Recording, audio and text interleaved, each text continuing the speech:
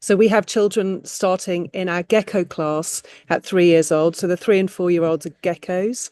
Our 4 and 5 year olds are starlings, which is equivalent to reception. And our kindies are 5 and 6, which is the equivalent of year one.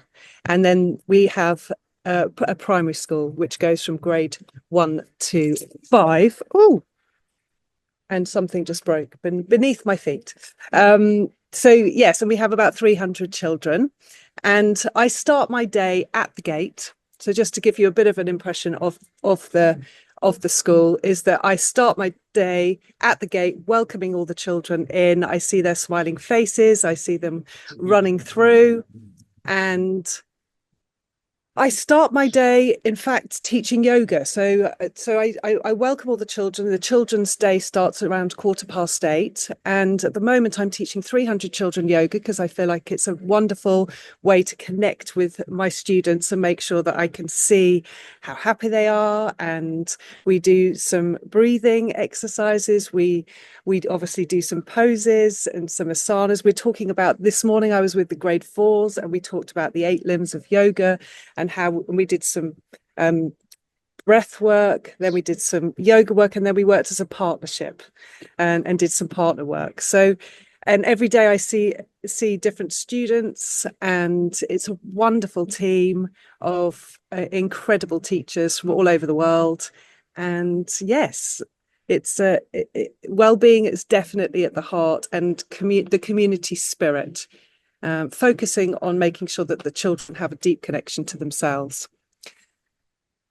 So the Balinese have a philosophy called the Trihita Karana, which is about how they place the importance on connection to themselves, connections to each other, connection to nature, and connection to the divine. And I would say that that's the wonderful thing about being in Bali, is that we're very much aware that we are very blessed to live in Bali and very blessed to be around this culture, which I'll move on to as well as we go through this presentation. But you'll see here that there are some parents doing yoga with the children.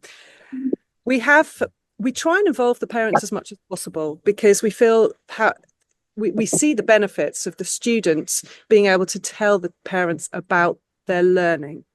So we have student-led conferences where the children will lead their parents in what they're doing, but also we listen to feedback from parents, or I did last year, and they found that actually they want to meet with the teachers more often rather than read a written report. So we create stop and drop and stay and play sessions. So the parents sometimes will come in and they'll plant rice with the children, or they'll do yoga with the children, or they'll build camps with the children. These are just some of the things that we've been doing recently that are in the forefront of my mind. But we do have a bridge on campus, so parents are very much involved as much as they want to be. But we do ensure that that's a priority. And some of the other things that happen to just really bring the community together. We have a morning spark session on a Tuesday, which I started this year, and we have had the most exceptional speakers. We started off with John Hardy here and Alora Hardy. Alora Hardy built the Ark, and John Hardy obviously founded the school. So I thought that he was the best person to come and inspire the children. We have people that are on island that are doing something either in conservation or sustainability, or just are doing something incredible. So we've had people that perhaps are creating conservation for fireflies. We've had Phil, who came on Tuesday to speak about toilets and toilet rolls, because he works for Who. He works for a company, so the children absolutely loved that one. We have eco games, sustainable games, people that are coming in and working for different charities. So really inspiring the children to take action. And so that's another thing where we bring the community together. And then on a Friday, we have whole school assemblies, or we have primary assemblies where all the parents are invited. A band plays, the children play bands, they sing, they MC, and it is a wonderful atmosphere. You have to experience it. If you come to visit, then or you come and join, you will love that element of it. So I've just given you a little bit of a start about community, about how much we place an importance on well-being and the children having relationships with themselves and each other. Are there any questions before I carry on? Because I just feel I don't want to just talk at you. I want to answer a question. I can see someone over there. Olivia. I can see a hand up. Can you unmute yourself and ask a question? Oh, maybe somebody else has a question. I can't see everyone's screen. I can just see a few. Hi, this is Puppet. I have a question. Hi. Hi. Uh, so I was wondering if the school also offers short-term courses for kids, like summer school. Yes, there's always green camps running throughout the entire year. And even just before term starts, there are summer camps. So there are green camps running throughout the whole year. And yes, there are small short courses. So Right. And typically they would be. the campus is open all year round. Got it. Great. I'll get onto the website and check it out. Definitely. Thank you. Any other question? Now you can talk, Audrey. Say hello, my name is Audrey. Hello, my name is Arjun. Hi, Arden. You want to show your medal? I got a medal You have a medal? What do you Yeah. have a medal for? for being so good So for being at a so good. party. That's wonderful. Thank And you you for asked a sharing. question about, can we learn about the animals? Can we learn about the animals? You certainly can.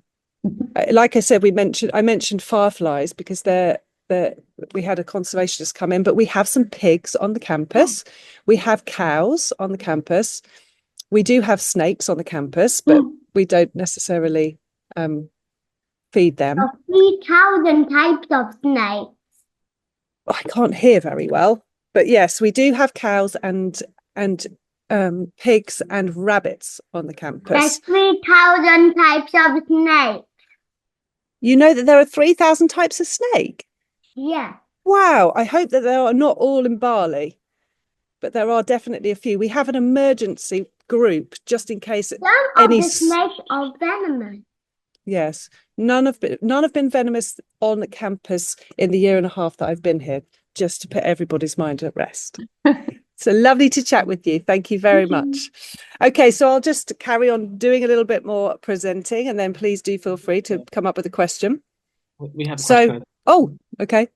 Hi. This is Kartik and Ziha. So our question was around transition of children into the green school and then out of the green school back into their home countries. What has typically the experience been? How easy is it? What challenges do they typically face coming into this curriculum and then going back into a I guess a more conventional curriculum back in their home countries? I would say it depends how old they are. I would say the 3 and 4 and 5 and 6, most young children just take it in their stride and they come in and they just, they're wearing barefoot before you know where you are, and they're getting extremely muddy. I mean, I've noticed a few children that come in at the beginning in their dresses, and perhaps they're not used to being quite as outdoors as we enable the children to be, and then in a very short space of time they're coming in their leggings and they're hanging upside down from a tree and they're getting very muddy, and I find them in a bucket with a hose pipe pouring above their head, and they're just totally embracing being outside, being in nature, being hot, and just getting involved in everything. I would say if you're coming from a very traditional school, so I green school isn't for every child.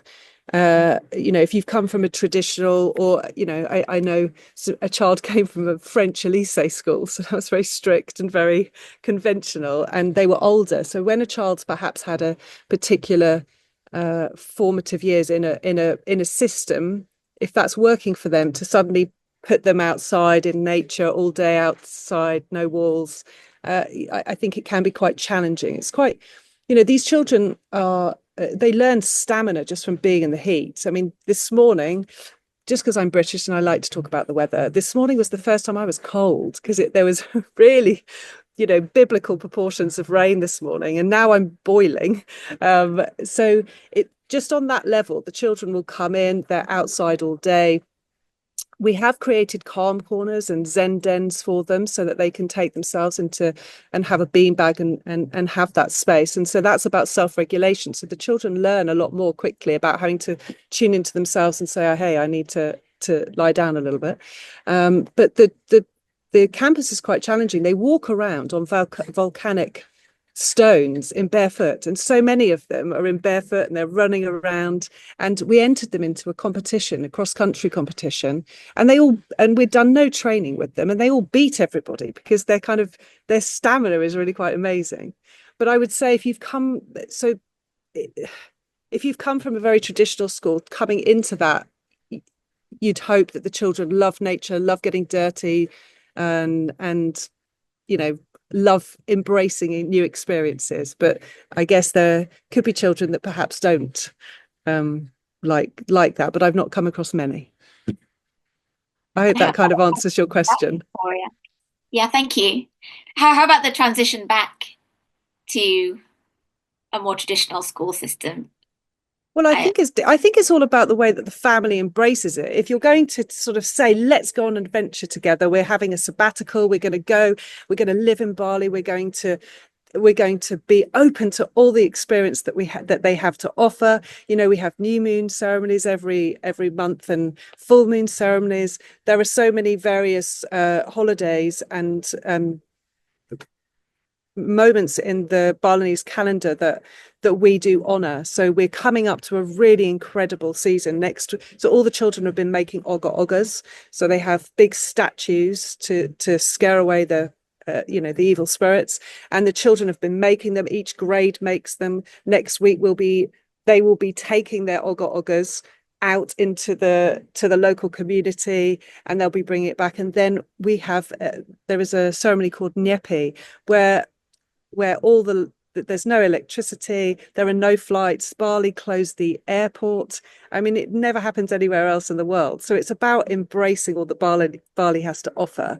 And if you say that to a child, let's just, there is so much to get involved in, and that's what we do as a team. We teach the Budaya culture. So the children are very immersed in the Indonesian dance, the Indonesian music. They learn the gamelan, the marimba, the djembe, the jegog, and they're very, very immersed in it. So if they have that, what happens, or what I've noticed, is people come for a year and then they stay for 6, and that's what I've heard. I've not been here that long, but I do know people that are saying, oh, we're in our 6th year, or we're in our 3rd year, we only came for a year. And then Ibu Kate, who you met earlier, she came for 1 year and she's here 13 years later and put her 3 children through the school. So it's one of these places that you come and you immerse yourself and you embrace it all and you love. But in terms of if people came for a year, then I think that the child will immerse themselves back in, because it's the way that you nurture and create that opportunity for the children. Like life is an adventure, you go on another adventure. In terms of, I mean, I know some people that have gone back to England and their children have just gone to the Dragon, which is a very traditional prep school in England, and they are thriving. So, they've had this experience, they've embraced this experience, and now I'm getting messages from the parents to say that their children are thriving. So I think it's, it's to do with you and the way that you as a family embrace life and new chapters, and because life is changing. There's, we teach them about impermanence, and it's about the journey of life. So to do this is a very exciting thing, and then perhaps you'll go somewhere else. Thank you. Does that help? Yeah. Okay, I think we have from Anne or Walter want to ask questions because they raised their hand. Okay, thank you for raising your hand. Please come off mute and ask a question. Hi, Hi. Tree. We're currently living in Japan, but we're thinking about moving to Bali. And then my son is 15 years old, and we were thinking when he goes to high school, he wanted to join green school. But what is the curriculum based on? Is it US based or UK based, or which country? Like, or is it mixture? It's a mixture. It's our own curriculum, and I don't want to say this, but you're perhaps in the wrong room, because there is Benjamin, who is our head of upper school, who is in charge of the 11 to 18-year-olds. Okay. So you might want to leave this room and pop across to Benjamin, who's in another room. Okay. Thank you. Sorry, yeah. He'll answer your questions. Thank you. All right. Thank you. Okay. So we have a to-man program, which it translates as building friendships. It is about friendships, and this is where we make sure that the grade 4s are teaching the grade 1s, or the grade 12s are teaching the starlings, or the geckos are with grade 5s. So it's a really wonderful program. I've just seen the grade 4s and the grade 1s together, actually, because it's their last session today, because we break up next week. But it's a wonderful program. And we also have the budaya culture. So like I said, in every class we have Indonesian teachers and international teachers. And so Bahasa is taught, and it's an immersive language that happens throughout the week. But they're very involved in learning the culture, having Indonesian assemblies, making sure that we teach them how to cook Indonesian food, and learning the puppets and the arts of Indonesia. So, there is a good immersion in that. And then we also have another program called, and the yoga and wellbeing. That's at the moment, that's my baby, I guess, because I'm teaching all 300 children, from the 3-year-olds to the 11-year-olds. So I feel that this is where we go back to the Trihita Karana and the connection to themselves. How they treat themselves will be how they then treat others. So I feel that having some time on the mat where they connect to their breathing, where they connect to their concentration, where they connect to their body is of utmost importance. And then the teachers also have their own social emotional literacy programs. And this is very much permeated throughout the whole of the curriculum. So we also have PW, which is physical well-being, which to lots of you would be physical education. And it's just woven into every part. We also have a Jalan program, which means walkabout, and that's when they're going out to make impact in the community. And just in terms of learning to read, as much as yoga is my passion, a connection to themselves, reading is also my passion. It's one of those things that I just feel is a must. The children need to learn to read, especially before they go on to middle school. They need to, and because we have children coming from 50 different nationalities, we have to have a rigorous program, because some people are coming in and they might need input, but for a more focused period, so that they can access the curriculum, because most of the teaching is done in English, unless there's Bahasa going on. So before any further, I think Ibu Nina Hall raised hand. Okay. She wanted to ask questions. Hi, yeah, I wanted to ask a question about what you're talking about right now, literacy, and actually it connects to the couple who was asking before, but we're talking about high school. So my understanding of green school is that it's not connected to the American or British curriculums per se, that it's a bespoke curriculum. Is that correct? Yes. But I mean, we have our own curriculum, but I would still say, because I'm British and lots of the teachers come, I would say that we lean towards the British more than any other curriculum. I mean, are most of the teachers British?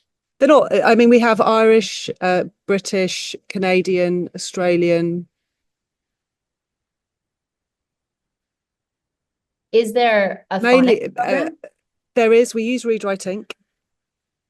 So the Read Write Ink, I actually worked for Ruth Miskin, who who created that program, and I was one of her trainers in 2012, so quite a while ago. But Oh, nice. I've implemented. I've been ahead. I've been teaching for 30 years, and I've been ahead. The last school I was at was Bedales in the UK, and reading. I've probably implemented every phonics program and reading program over the last 30 years. Amazing. And I would just say that read writing is the one that I felt was appropriate for this school, because we have people coming in at various stages of language development, and because we have some people that come and they're speaking very little English. It's a program that we can then accommodate, because there are two sides to it. There's Fresh Start, which is for the grades 3, 4, 5, and then there's the phonic program for the 3 to 8-year-olds. So I just felt that then we had a consistent approach. So I've done all the training with the team, with the Indonesian staff, with the international team, but we have we have a approach that now is consistent and that goes right the way through the lower school. So the British literacy program, I think, is pretty robust. And as a someone from Britain who's taught in the British system, do you feel like the grade school literacy program correlates to that level of literacy all the way through primary? Yes, but obviously there's different degrees of ability depending on where the child is. So, but what we do see is, there were some children that came from Italy that joined in August, and they were hardly speaking English at all, and now they're speaking almost fluently. So I do think there is an element of immersion. If you immerse yourself, you're throwing your children on some level into the deep, but the biggest brain spurt happens between the ages of 3 and 5. So I just wish I had learned a language between 3 and 5, because I know, right? because it's much harder as an adult to learn a language. So and being British, you sadly, we don't tend to learn other languages because everyone speaks English. So do you have a English language learning program? Yes, we do. For the students as well. Yes, we do. And but it's done mainly through project-based work, so it's interspersed. So when they learn to write, they might be writing a letter to the government, or they might be taking action for something. So they're learning English through their projects. Very cool. And is that also the approach for Bahasa? Yes, yes, it is. So, and we do various days to really bring that to life. So, we might do a whole cooking day, and then the children are learning words: sour, bitter, taste, and then they're learning all the utensil names, or the recipe, and various words. So it's a very immersive program. Yeah. So an immersive program, and I see on your website that you've been accredited by international associations like WASC and local accreditation associations like SPK. Yeah. But it's not technically a bilingual school. Is that correct? No, it's just that we no. Yeah. Are there also other languages that students have access to? So when I arrived, I had parents asking me about, continuing their mother tongue. So I've created some mother tongue lunchtime clubs, because it would be too hard to obviously teach another language when the children are coming from so many different places. So Bahasa is the only language we teach, so that they can get by in conversation, and it honors where we're living. And then obviously lots of children are learning English, as well as some children are just improving their English. So what we've done is we've created some lunchtime mother tongue clubs, so that the children can either join them to learn that, or they can just continue with a teacher. One last question. Yeah. There are no walls.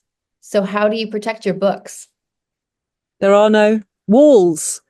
There aren't. You are absolutely right. So the British people on this, where anyone British, I tend to drive to their house when I'm back in England, or I send them Amazon packages or Oxford University Press packages, and I ask them very kindly to bring me out books. So books, we do have a library, and there are fans in there. Okay. There are fans, and the book, but obviously the the temperature and the weather is fairly brutal, and things do need to be looked after. But I came back last Christmas and I brought back £4,000 worth of books in various people's suitcases, and I've kept them, and they are still, but I bought some pockets for them all, and they have stayed absolutely fine. But yes, we do have to regularly supply our books. Sure. But you have like a big library, lots of books. We do have a library. We did a survey with the children on their favorite places to play, and the library came as the top. Actually, they like to go in there and read and just sit on a beanbag, exactly as this picture. Weirdly, really cute picture. Yeah.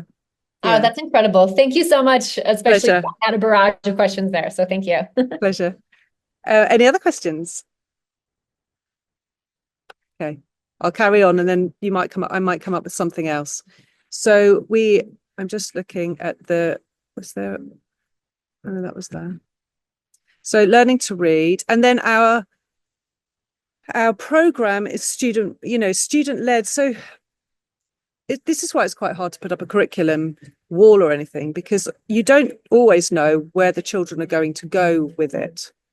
Because you might come up with, what is a system, and then they start looking at what is a system, and they might look at the plant system, or they might then start looking at the digestive system, and then that might take them onto another system. So I know that grade 2 started off looking at the plant system, but they got too into the digestive system, and then they wanted to start to research where food came from, where the food was being flown into, and then they started to look at air miles and things like that. So that's why the curriculum is quite unique, because it's sort of led by the children, so that they can problem solve and maybe solve a local problem. We had grade 1 go to do a beach cleanup today, because we're working with Sungai Watch, which is an incredible organization. If you're into solving the plastic problem, they're doing their best. Sungai Watch create barriers so that the plastic doesn't get to the oceans, and the children are actively going and helping solve the problem and come up with their own solutions. So we are fostering change makers. And in terms of learning support, we do have a wonderful team, and those children, I've had children at 3 years old saying, "When are you going to teach me to read, Victoria?"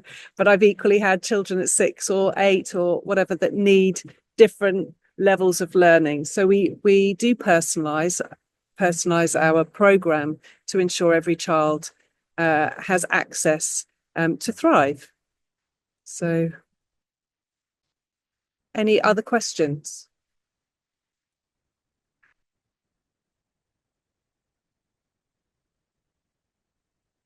Any questions?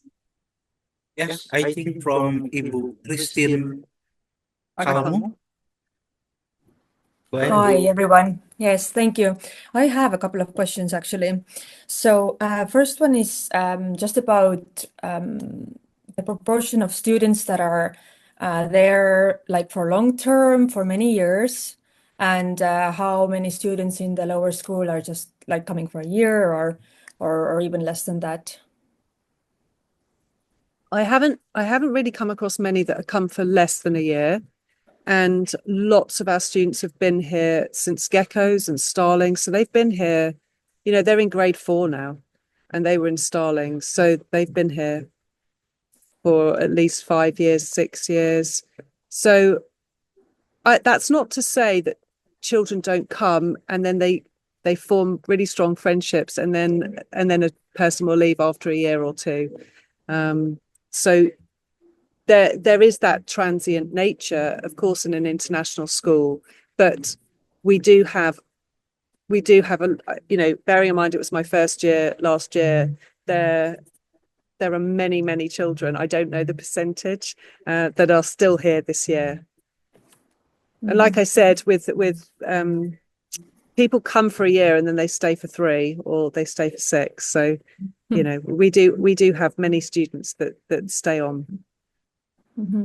Okay, thank you. That's exactly what I was after. And then the second question is about the students in the lower school.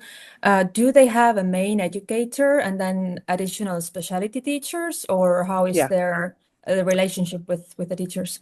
So in geckos we have 3 teachers, so the ratio is about 1 to 4, and in starlings it's very similar. It's sort of 1 to 5, which is reception, and kindy again it's sort of 1 to 6. When we get further up the school with the primary school, we have 2 teachers in every class, 1 international teacher and 1 Indonesian teacher. And I would say, I mean, as Dan said, 24 is the max, but so we perhaps have a ratio of 1 to 10 or 1 to 12. But alongside that, I have a team of 55. I have 300 students. So we have a lot of extra teachers, whether that's for learning support, for EAL, or for our specialist subjects such as music. There are 3 music teachers. There's art and cultural studies. We have 2 teachers there. There are PW. There's a team of PW specialists, and there's the iHub team. So there, you know, there is it's a huge faculty. It's a huge staff. Thank you. And is there as well like one teacher or one person who has more connection to the children, closer relationship, who knows them, who children can approach with their... it's done as a form teacher. So there are 2 teachers in every class, and they see them as their teachers. So that, you know, 2 teachers, but there is 1 international teacher in every class and 1 Indonesian, and they see them. So they do have a form room. They do predominantly spend most of their time with those 2 teachers, but they will obviously go. They will experience all teachers because of our Teman program, of our Jalan program, and they go off for various specialist subjects throughout the week. And last technical question quickly. How flexible are you with like extra holiday dates if there is need to travel more or travel in different times? Yes, we're very flexible. Okay, thank you. I'm out. People do travel, and we are quite flexible. I won't say that out loud. Oh no, I just did. Any other questions? Thank you. Okay, since there's no other questions, I will stop sharing and we will try to answer the questions sent by the chat. Okay. Okay, so there are some questions from, thank you, from Olivia already. Thank you. Oh, this is maybe from Kayur Sadawati.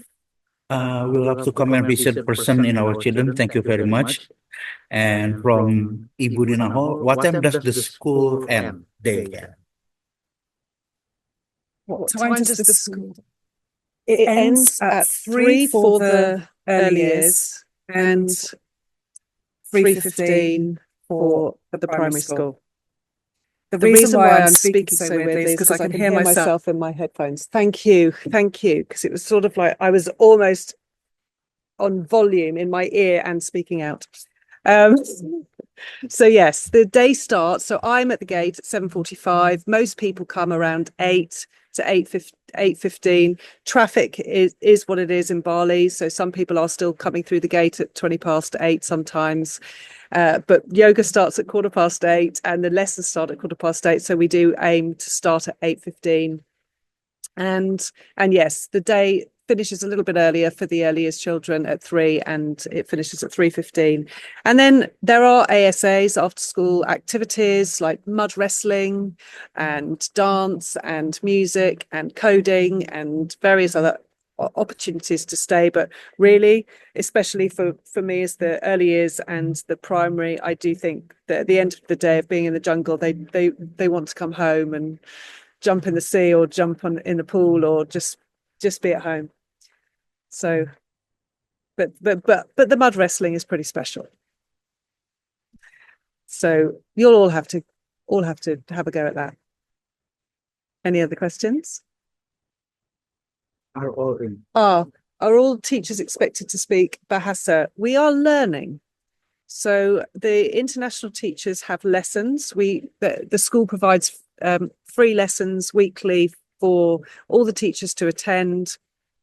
So we are learning. The problem is exactly what I said earlier, which is if you don't have the opportunity to speak it all the time, and we do predominantly speak in English, it's harder to keep up. But we do have lessons, and we do our very best to learn as much as possible. Any personal type of a child they'll thrive or better children work.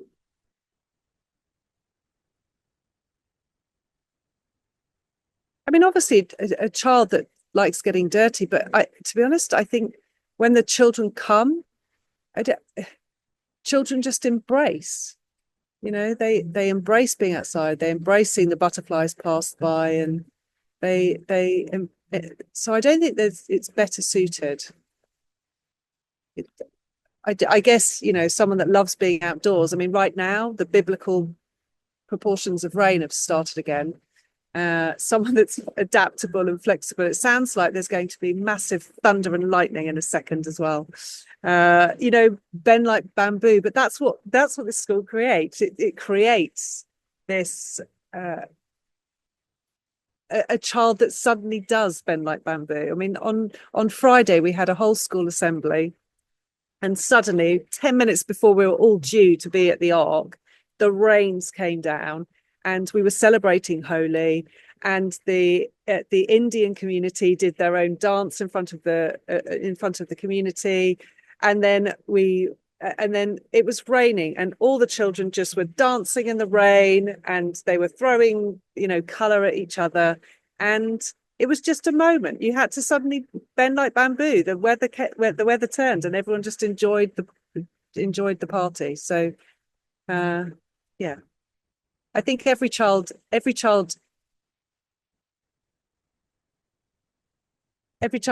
should experience something crazy in their life, and this is definitely verging on that.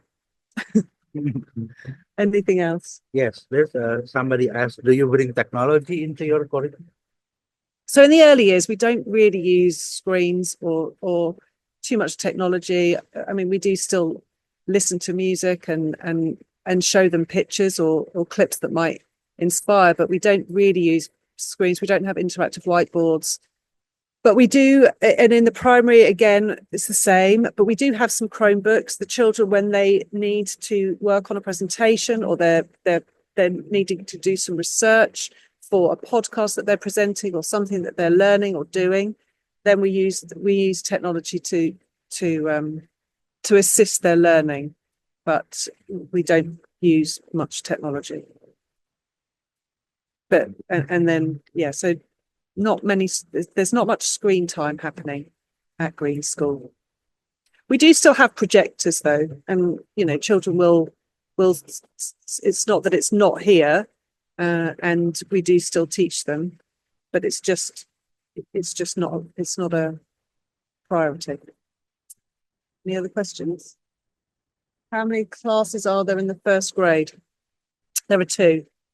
So there are 2 classes in every. So there's one Gecko class, one Starling class, and then for the rest of primary, there are 2 classes in each grade. How many school places are there in grades 1 and 2? Well, we say that 24 is the limit. We don't tend to go over that, because with 2 teachers, that would be a ratio of 1 to 12. And right now, grade 2 is pretty full, but that would be going into grade 3. There are some spaces, but not many, because grade 1 is pretty full, and kindy, there are some spaces available. So there are spaces still available for August this year. Yeah, we're ready. What does assessment look like in early and primary school? So for me, every single moment is a moment for assessment. You know, I was in Starlings yesterday. So I teach in Gecko. So I teach 3 and 4-year-olds sound, and I taught B yesterday. And so for the majority of people, we were just saying the sound and listening to the sound and hearing the sound and having opportunities. And then I just thought, well, I'm just going to write but at on the with chalk on a little easel board.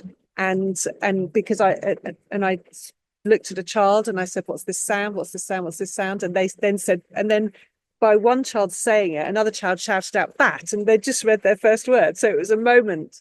That is formative assessment. And that means that I know that that child is ready for a few words. I went into Starlings yesterday and there were 5 different groups. And there was one that were writing, making some marks. There was one that was blending some words. There was one that was playing bingo, identifying sounds. And there was another group that was reading and another group reading a higher level. So, you know, you're assessing all the time, and you suddenly think, okay, that child needs to move to, has to have that experience. So I don't particularly like the word assessment, and I like to choose the words responsive teaching, so that you are responding to what's in front of you and you're teaching accordingly. But that's what assessment looks like mainly. You know, it's more to do with the teachers. We're not formally assessing them. We're not creating tests or any form of test environment for them. It is just purely, oh, we see what they can do. Let's take them to the next level, or let's give them support to make sure they consolidate that level. I hope that helped. Yeah, I hope it helped. But there's a lot of people asking so many questions, but our time is running out. Okay, our time is running out. My name's Victoria. You can email me with any questions. I'm sure that Mads or Christina will give you that, but victoria.homewood@greenschool.org. Please feel free to reach out to me. I can always try and answer your question. And, you know, it's a big decision to move to Bali and move your family and leave your life behind wherever you are. And it's certainly worth it. I mean, you know, like I said, you can immerse yourself in Bali and meet some exceptionally amazing people and create lifelong memories. So it's a wonderful place, incredible community of parents and children and teachers. And please feel free to ask any questions, reach out to me. Right. So we have Thank to go you so back to much. our